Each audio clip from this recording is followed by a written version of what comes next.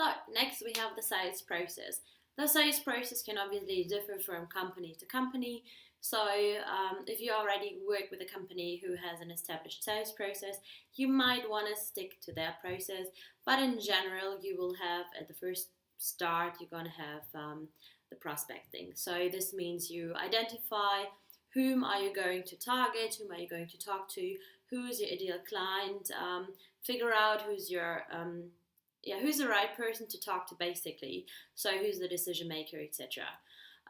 This we got into this a bit more detail, but this can differ depending on, for example, the person using the product. So this might be the right person for you to talk through if you want to see whether there is a need, but they might not have the saying about the budget. So it might be that you have within a B2B prospect or within a B2B sales process two prospects to talk to.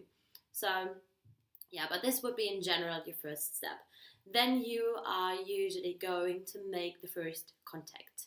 So the first contact would be pretty often either like a cold call, a cold email, meeting at a networking event where you say, okay, well, my prospects might be people from a certain industry or whatever, and then you might go to trade fair, so there are plenty of prospects where you might just like network a bit broader. But usually within B2B, you try to really target one person or like one company, and then try to get through the decision maker or decision makers, depending on which or like how many broad services you offer, whether you have to talk to different departments, etc.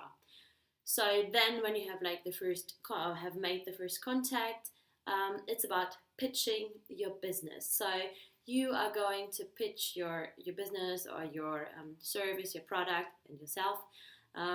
You are trying to enter or like to just make the prospect kind of curious about what you have to offer. So it's just more about a tiny itch to which you want them to scratch the itch basically. So you're not giving away too much, but you rather just try to open up the conversation. This can then lead to either like stay on the phone and just have the sales call immediately. However, a lot of sales prospects within B2B tend to be longer, so it might be that you get invited for a business meeting and going to visit the company, etc. Which I would anyways pretty often recommend because it's just easier and it really helps to build lasting relationships. So if you can, of course, please close the deal as early as possible, but if you can, always meet the decision maker face to face to just like build rapport and to have a better understanding of their environment and how they're operating and etc. So you get a very good overview and you can just draw a very good picture of what it's like to work there. Especially, for example, if you're within recruiting and you are hiring for them or like trying to basically do a placement with a hiring manager, you want to talk through your kind of candidates, like what is it like to work there, how are the people, what does it look like, etc. So you get a really good overview of the company values, of the environment, etc. when you have just the chance to go there and pay them a visit. So then usually when you're within the conversation, you would have like a chat to discover their needs. So you're basically looking for the exact problem that they are trying to solve. So people are egoistic and companies as well. So you always want to find something that is for them relevant. So you don't just like pitch everything you know and what else you can do and how great you are, etc. Well, no one has time for that basically.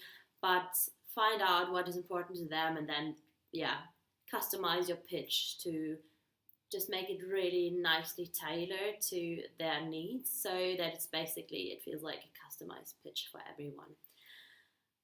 In general, we go over this in more detail, but in general, it's really important for you to be prepared when you do business-to-business sales. It's just a way more professional process than if you do business-to-customer, where it's more an emotional process where people, for example, buy jewellery. They just go in there because they want to feel beautiful or whatever it might be. But within business-to-business, there might be more people involved. It might be more money to be involved, etc. So yeah, you should be really prepared, because you also can do it within business to customer. You sometimes just can't. If you work in a shop or in retail, people just tend to come in.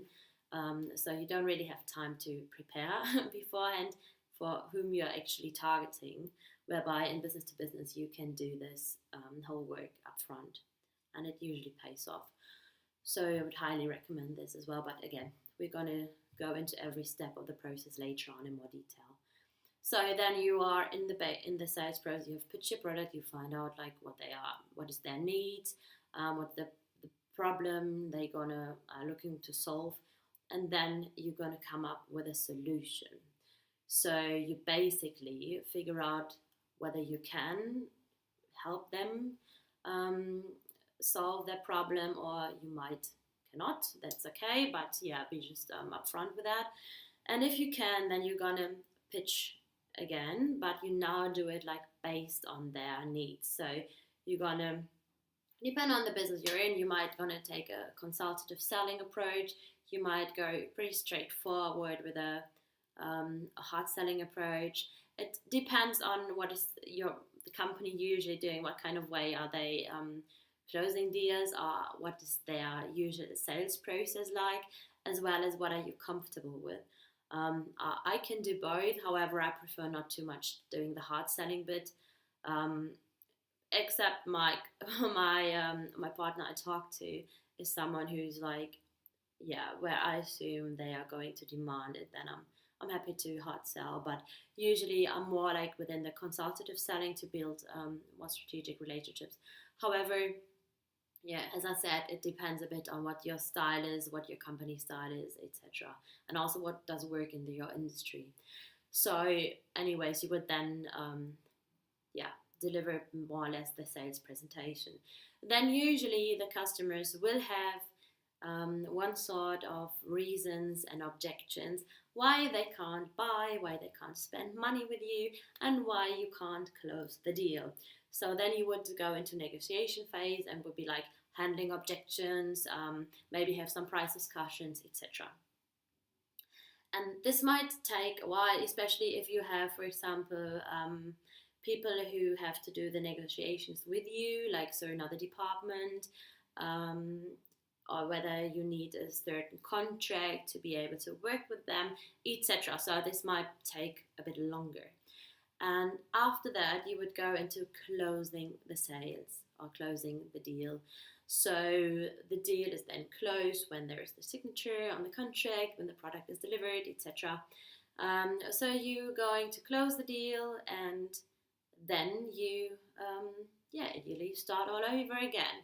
And after you have closed the deal and before you're gonna go back in the sales circle, you would usually do like some after sales services, depending again on your company, whether this is something which is within your business or like within your role, or whether you have someone where you then hand it over to them. So for example, like customer service or inside sales or whatever department might be then responsible within your company. So that might differ for everyone, but in general, especially when you're, for example, an entrepreneur or within consulting, you try to keep your customers within your portfolio. So if you are a key account manager, you're not just doing the cold calling bit and until you're closing the deal, but you will also do the relationship management afterwards. So yeah, then you will just like stay within the contact and stay basically within the sales circle. So